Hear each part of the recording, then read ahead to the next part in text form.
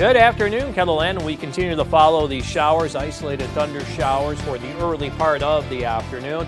We'll see if things do redevelop during the afternoon hours and heading into this evening. That will probably happen right along this cold front in eastern South Dakota that is slow to move to the east. As you do see, temperatures are in the 60s and 70s with mostly cloudy skies today. Sioux Falls will hit about 72, 73 in Aberdeen, 74 in Pierre, and 70 in Rapid City. More details on your forecast coming up as we begin midday in KELOLAND. Live from KELOLAND Media Group, midday in KELOLAND. Sioux Falls officials say they are investigating the cause of yesterday's house fire. Plus, we're in day 2 of deliberations in former President Trump's criminal trial. I'm Michael George outside the courthouse in Manhattan with the testimony the jury asked to review. Good afternoon and thanks for having us in. Rapid City authorities say 2 state prison offenders have been placed on escape status. Adam Porber and Ryan Shotwithero left the Rapid City Minimum Center without authorization yesterday.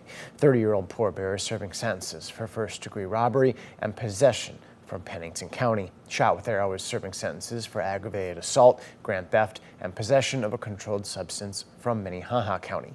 If you see either offender or know of their whereabouts, you're asked to call police immediately. Yesterday evening, the Sioux Falls Fire Rescue responded to a house fire on the eastern side of the city. Reports say everyone was out of the house prior to arrival. Upon arrival, crews found several vehicles were on fire in the garage. Crews worked to contain the fire and prevent spreading to other areas. No injuries were reported. The cause is under investigation. In weather, we're watching for chances of showers out there. Scott? Yeah, as we go through the afternoon, what we have going on in eastern South Dakota into western Minnesota will weaken.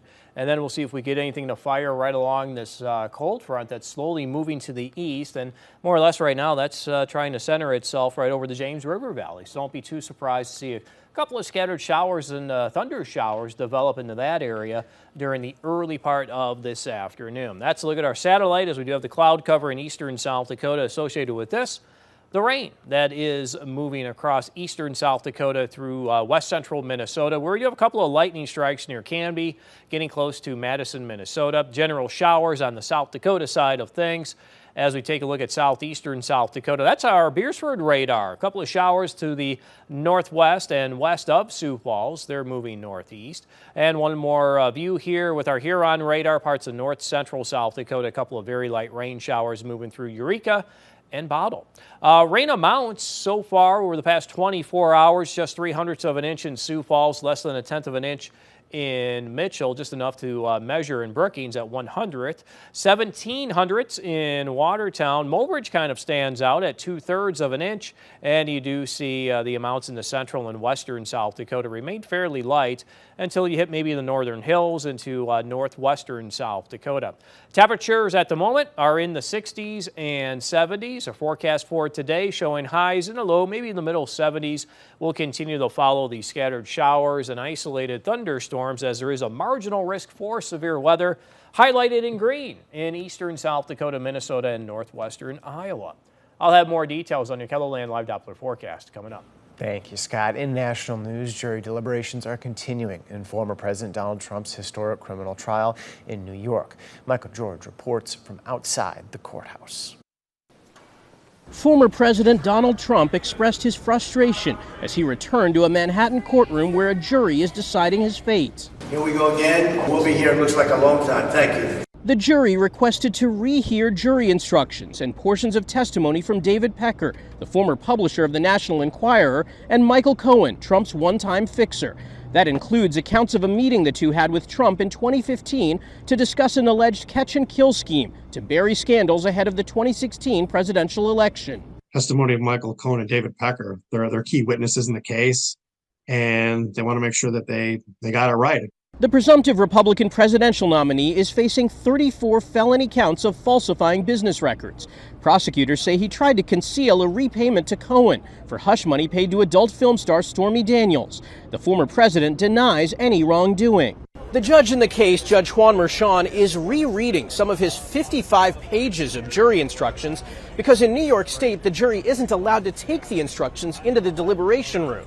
It would be hard for anybody to remember elements of 55 pages and then put the facts sort of in there during their deliberations. I wonder if they will ask for yet another, because there are several different complicated elements here that one would hope they would get really specific on. The jury is comprised of 7 men and 5 women, including 2 lawyers. To find Trump guilty, the jury would have to reach a unanimous decision. Michael George, CBS News, New York. If convicted, the judge could sentence Trump to serve prison time or impose a sentence of probation or fines.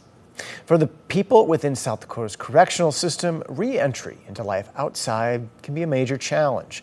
And it's no different for juveniles within the state system, which is why Brighter Transition Youth Treatment Center opened its doors to help young adults toward a new path.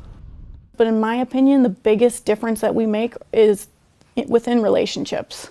A lot of our kids have been through trauma and adversity, and they don't have healthy relationships in the community, and us just being consistent and showing up every day and meeting their basic needs, 3 meals a day, right, that can change the trajectory of their life. And tonight on KELOLAND, we're going to take a closer look at the treatment facility and the programs they offer young adults. Health Connect of South Dakota is encouraging people to lace up their shoes for the 5th annual The Human Race. The event is Saturday morning at Sartoma Park in Sioux Falls. You can run a 5K or walk 1 mile, with the money raised benefiting 10 nonprofits in the Sioux Falls area. Participants can choose an organization from the list of 10 to receive 75% of their $75 entry fee. It's the right thing to do in our community, is to be there and support each other, and this is how we can support these organizations that we might refer families to or give information about, so that they can explore those agencies themselves. The 5K starts at 9 a.m., followed by the 1 mile walk at 9:15. We're going to hear from one of the 10 nonprofits about the significance of the human race and see how the dollars will impact their organization tonight on KELOLAND News.